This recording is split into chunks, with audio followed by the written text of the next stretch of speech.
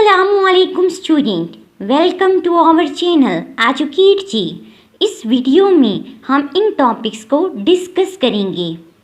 Geometric mean भी एक average है, मतलब तमाम डेटा सेट को एक वैल्यू से रिप्रेजेंट करती हैं।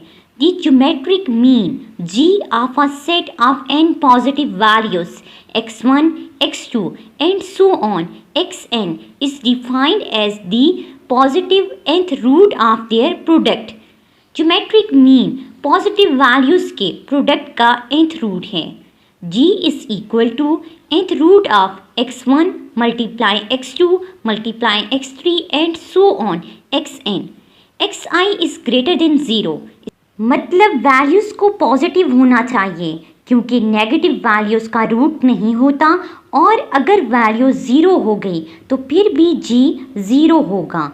अब इस फार्मूला को थोड़ा सा सिंप्लीफाई करते हैं। हम दोनों साइड्स पे कॉमन लॉग अप्लाई करते हैं। स्टूडेंट, कॉमन लॉग की प्रॉपर्टी है कि पावर लॉग से पहले आ जाती है, और मल्टीप्लिकेशन में लॉग को सेपरेट करें तो वैल्यूज़ प्लस हो जाती हैं। So log g is equal to 1 divide by n multiply log x1 plus log x2 and so on log xn। Student, अगर इसको और सिंप्लीफाई करें equal to summation log x divide by n। अब log को ख़त्म करने के लिए, क्योंकि हमें g चाहिए, तो एंटी लॉग लेंगे, तो g is equal to anti log summation log x divide by n। मिसाल के तौर पर find the geometric mean of numbers. So g is equal to 9th root of, क्योंकि टोटल वैल्यूज़ 9 हैं, ठीक है, सारी वैल्यूज़ को अंदर मल्टीप्लाई कर देंगे। यहाँ पे जो log x है स्टूडेंट, ठीक है, वो यहाँ पे जैसे 45 है तो log 45 लेंगे इक्वल टू 1.6532 आ गया, ठीक है। तो इन सारी वैल्यूज़ का आप log लेंगे, इनका सम करेंगे और टोटल वैल्यू 9 है, डिवाइड करेंगे, आंसर आया 1.5986। इसका एंटी लॉग लेंगे और वही आंसर 39.68 आया है। ये तो रॉ डेटा से ज्योमेट्रिक मीन फाइंड करने का फॉर्मूला है। फ्रीक्वेंसी डिस्ट्रीब्यूशन या ग्रुप डेटा से ज्योमेट्रिक मीन को इस फार्मूला से फाइंड किया जाता है। G is equal to nth root of x1 to the power f1 multiply x2 to the power f2 and so on xn to the power fn। यहाँ पे x1, x2 और so on xk जो हैं वो mid points हैं। f1, f2 and so on fk in mid points की frequencies हैं। अब इन दोनों साइड्स पे लॉग अप्लाई कर देंगे। Same student, g is equal to 1 divide by n multiply f1 log x1 plus f2 log x2 and so on fk log xk। तो इनका सम कर देंगे, समीशन f log x, ठीक है, और डिवाइड बाई n। log को दूसरी side पे ख़त्म करने के लिए एंटी लॉग ले लेंगे। जैसे स्टूडेंट हमारे पास एक एग्जाम्पल है EPA माइलेज, हम लेक्चर 4 से इसी एग्जाम्पल को कंसिडर कर रहे हैं। इसकी हमें रेटिंग गिवन है। अब यहाँ सबसे पहले मिड पॉइंट्स x फाइंड करेंगे, फिर उनका लॉग लेंगे और फिर फ्रीक्वेंसी को log x से मल्टीप्लाई करेंगे। अब जो f log x का सम है वो 47.3042 आया है, और टोटल ऑब्जर्वेशन या समीशन ऑफ फ्रीक्वेंसी यहाँ पर 30 है। अब वैल्यूज़ को फॉर्मूला में पुट करें। g is equal to anti log 47.3042 divide by 30, anti log लिया, आंसर आया 37.74। तो ये EPA माइलेज का ज्योमेट्रिक मीन है। इसका मतलब हुआ 30 कारों की माइलेज 37.74 माइल्स पर गैलन है। ये सेंट्रल टेंडेंसी या एवरेज है। अब स्टूडेंट सवाल आता है, हम कहाँ अर्थमेटिक मीन और कहाँ ज्योमेट्रिक मीन को यूज़ करेंगे? हैं तो दो ही एवरेज।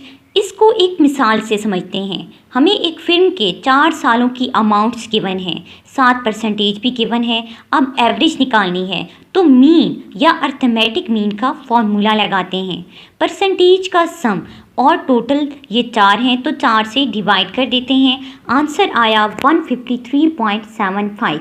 इसका मतलब हुआ हर साल अमाउंट 153.75% से बढ़ रही है। तो पहले साल 1958 में 2000 पाउंड्स की 153.75% मतलब 153.75 divide by 100 multiply 2000 equal to 3075 pounds है। लेकिन एक्चुअल जो फिगर आप देख रहे हैं वहाँ पे ये जो लास्ट अमाउंट है ये 10,500 है और हमारे पास 11,176 पाउंड्स है। इसका मतलब हुआ कि हमारा जो अर्थमेटिक मीन है वो इनकरेक्ट है। अब स्टूडेंट ज्योमेट्रिक मीन अप्लाई करते हैं, फोर्थ रूट अप्लाई करेंगे क्योंकि टोटल वैल्यूज़ 4 हैं, इनको मल्टीप्लाई करेंगे, आंसर आया 151.37%। अब अमाउंट्स को चेक करें तो वो एग्जैक्ट आंसर दे रही हैं। इसका मतलब हुआ यहाँ वैल्यूज़ एक कांस्टेंट रेट से इंक्रीज कर रही हैं, वो रेट 151.37% है। तो यहाँ पर हम ज्योमेट्रिक मीन यूज़ करेंगे ना कि arithmetic mean. When relative change in some variable quantities are average we prefer the geometric mean not arithmetic mean। Next अब हम सेंट्रल टेंडेंसी की जो मेजर्स हैं या एवरेज है उसको डिस्कस करेंगे, वो है harmonic mean. Harmonic mean arithmetic mean का रेसिप्रोकल है। The harmonic mean is defined as the reciprocal of the arithmetic mean और of the reciprocal of the values. Raw data से हार्मोनिक मीन को इस फार्मूला से फाइंड करेंगे। Harmonic mean is equal to n divide by summation 1 divide by x। n total number of observation है और summation 1 divide by x observation के reciprocal का sum है। फ्रीक्वेंसी डिस्ट्रीब्यूशन या ग्रुप डेटा से हार्मोनिक मीन को इस फार्मूला से फाइंड किया जाता है। Harmonic mean is equal to n divide by summation f multiply 1 divide by x। अब यहाँ x मिड पॉइंट्स हैं। मिसाल के तौर पर एक कार टोटल डिस्टेंस 100 माइल्स और 10 मुख्तलिफ स्टॉप्स पे रुकती है। अब यहाँ स्पीड गिवन है और एवरेज स्पीड हमने फाइंड करनी है। अगर अर्थमेटिक मीन अप्लाई करें तो इन सब वैल्यूज़ का सम और इनकी टोटल नंबर ऑफ ऑब्जर्वेशन 10 है तो 42 आंसर आया है। लेकिन स्टूडेंट ये आंसर करेक्ट नहीं है। अब सबसे पहले करेक्ट आंसर निकालते हैं, फिर इसकी वजह बताएंगे। Average speed is equal to total distance travel divide by total time taken, ये फार्मूला हुआ। तो टोटल डिस्टेंस स्टूडेंट यहाँ पे 100 माइल है। अब टोटल टाइम को सबसे पहले इस फार्मूला से कैलकुलेट करते हैं। फर्स्ट स्पीड अगर 10 माइल है, 10 माइल्स में स्टूडेंट 30 माइल्स पर आवर है तो time is equal to distance divide by speed हुआ। तो यहाँ से हमने निकाला 0.333 आवर्स, ठीक है, आया है। इसी तरह स्टूडेंट सबका टाइम कैलकुलेट करेंगे और लास्ट पे टाइम का सम कर लेंगे। तो टोटल टाइम है स्टूडेंट 2.48881, ठीक है। और अब एवरेज स्पीड निकालें तो total distance divide by total time equal to 40.0 miles पर आवर आया है, ना कि 42 माइल्स पर आवर। अब अगर स्टूडेंट इतनी लेंथी कैलकुलेशन के बजाय हम हार्मोनिक मीन से इसको फाइंड करें तो टोटल नंबर ऑफ ऑब्जर्वेशन 10 है, ठीक है, और x की जो वैल्यूज़ हैं, ठीक है, उनका सम किया और फिर उनका स्टूडेंट हमने रेसिप्रोकल लिया और अब हार्मोनिक मीन निकाला तो इसका एग्जैक्ट आंसर 40.2 माइल्स पर आवर आया है। तो अब स्टूडेंट सबसे फर्स्ट क्वेश्चन ये है कि कहाँ पे हम अर्थमेटिक मीन, ज्योमेट्रिक मीन और हार्मोनिक मीन अप्लाई करते हैं। तो इस मिसाल को देखें कि नोमिनेटर यहाँ मतलब डिस्टेंस कांस्टेंट था और डिनोमिनेटर मतलब टाइम वेरिएबल था, तो यहाँ हमने हार्मोनिक मीन अप्लाई किया। अब इन रूल्स को आपने याद रखना है कि अगर x कांस्टेंट हो मतलब x पर y हो और x कांस्टेंट हो और y वेरिएबल हो तो वहाँ हार्मोनिक मीन इस्तेमाल होगा।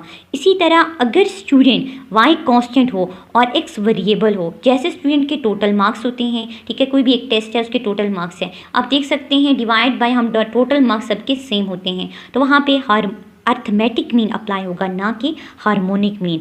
इस तरह स्टूडेंट अगर हमारे पास जो सारी वैल्यूज़ आ रही हैं उनकी रिलेटिव चेंज जो है वो कांस्टेंट आ रहा है, वहाँ पे ज्योमेट्रिक मीन अप्लाई होगा।